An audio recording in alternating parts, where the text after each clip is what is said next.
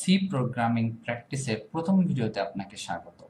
আজকের ভিডিওতে আমরা মেইনলি আলোচনা করব print all natural number from one to N, অর্থাৎ অন থেকে এন পর্যন্ত যতগুলো স্বাভাবিক সংখ্যা আছে সেগুলোকে আমরা লুপ ইউজের মাধ্যমে কিভাবে প্রিন্ট করব সেটাই আজকে আমরা দেখব।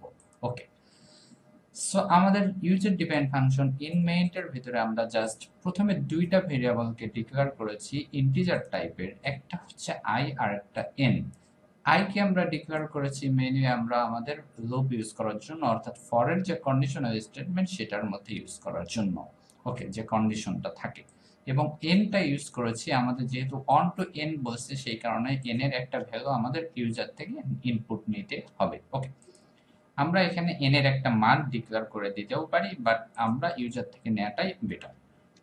সো প্রথমে প্রিন্ট এ ফাংশনের মাধ্যমে আমরা ইউজারকে একটা মেসেজ দিয়েছি, enter the last range number. ওকে,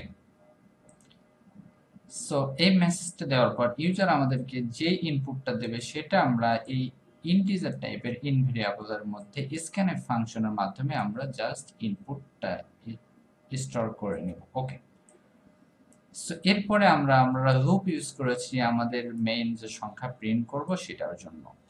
আমরা লুপের যে কন্ডিশন আছে তার প্রথম প্যারামিটারে আমরা অন থেকে শুরু করেছি, কারণ আমরা জানি আমাদের এখানে অন থেকে এন পর্যন্ত বলেছে।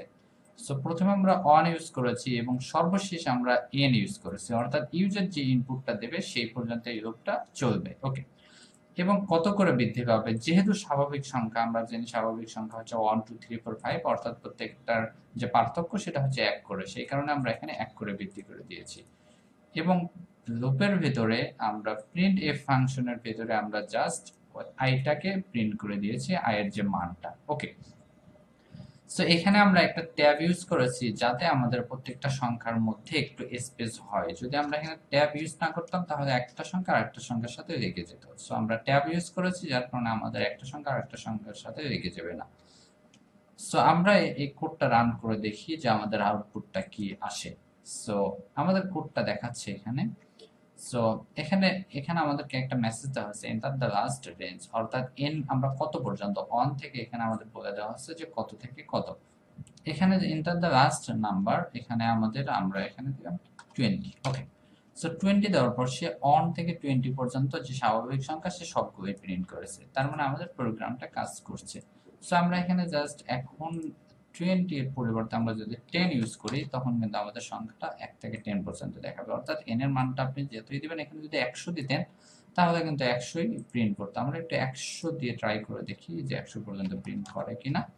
এই যে দেখেন 1 থেকে 100 পর্যন্ত সে কিন্তু সব সংখ্যাগুলো প্রিন্ট করে দিয়েছে, তার মানে আমাদের প্রোগ্রামটা কাজ করতেছে। সো আশা করি বুঝতে পেরেছেন আমাদের প্র্যাকটিসের 1 নাম্বার কোডটা যে কিভাবে আপনি অল ন্যাচারাল নাম্বার প্রিন্ট করবেন অন থেকে এন পর্যন্ত। সো এই কোডটার যে গিটহাব লিংক সেটা অবশ্যই ডিসক্রিপশন বক্সে দেওয়া আছে এবং কমেন্টেও দেওয়া আছে, সেখান থেকে এক ক্লিকের মাধ্যমে আপনি কিন্তু এই কোডটা পেয়ে যাবেন। অবশ্যই এই কোডটা কপি করে নিয়ে আপনি অবশ্যই প্র্যাকটিস করবেন, অথবা নিজে নিজে প্র্যাকটিস না করলে জাস্ট ভিডিও দেখে কিন্তু কোনো কাজই হবে না। সো আশা করি বুঝতে পেরেছেন। Thanks for watching.